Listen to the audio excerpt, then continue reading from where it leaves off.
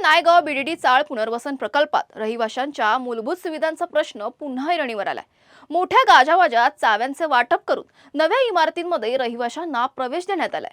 मात्र गेल्या 2 ते 3 महिन्यांपासून पाणी पुरवठा सुरळीत होत नसल्याने रहिवाशांना मोठ्या त्रासाला सामोरं जावं लागतंय। संतप्त रहिवाशांनी आज एल&टीच्या कामगार आणि अधिकाऱ्यांना संकुलाबाहेर काढत काम बंद आंदोलन छेडले।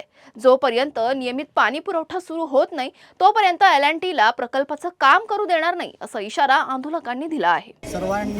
सर्व लोकांनी आज 2 महिने प्रत्येक म्हाडाने आणि एल&टीने प्रत्येकाला वेटीस धरले। म्हाडाने सांगितलं की आम्ही पाणी मुबलक देऊ। आत्ताच्या ह्या वेळेपर्यंत पाणी काय कोणाला मुबलक आलं नाही। आम्ही स्वतः सकाळी 3-4 वाजल्यापासून पाण्याच्या टाक्या खालच्या वरच्या भरतोय, तरीही आम्हाला अर्ध्या तासाच्या वरती पाणी जात नाही। त्याच्यामागचं कारणही आम्ही त्यांना म्हाडावाल्यांना सांगितलं। मला आता हे सांगा, आता तुम्ही आंदोलन केलेलं ते कशा प्रकारे काय केलं तुम्ही आंदोलन? सर्वांना बाहेर काढून एल&टीचं आणि म्हाडाचं काम बंद करून आम्ही आंदोलन करतो। कारण म्हाडावाले आणि एल&टीवाले आमच्या काम बंद करा,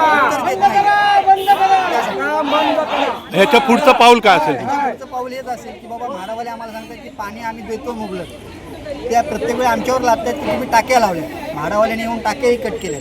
टाक्या कट करूनही आज जवळजवळ एका लाईनीला म्हणजे जे 8 रूम दिलेत त्याच्यातली जरी मे बी 1 आणि 2 लाईनची जरी पकडली किंवा 3-4ची लाईन जरी पकडली, 46 रूम एका लाईनीला येतात। त्याच्यात पुढचं तुमचं पाऊल काय असेल जर पाणी जे आता जर या लोकांनी पाणी दिलं नाही तर हे आंदोलन असंच चालू ठेवणार आणि आम्ही काम बंद ठेवणार। आंदोलनाचं स्वरूप काय असेल?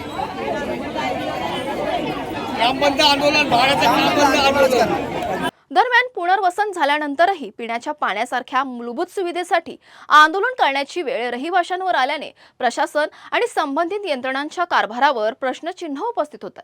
आता या आंदोलनानंतर रहिवाशांच्या पाणी पुरवठ्याचा प्रश्न नेमका कधी मार्गी लागणार याकडे सर्वांचं लक्ष लागलं आहे।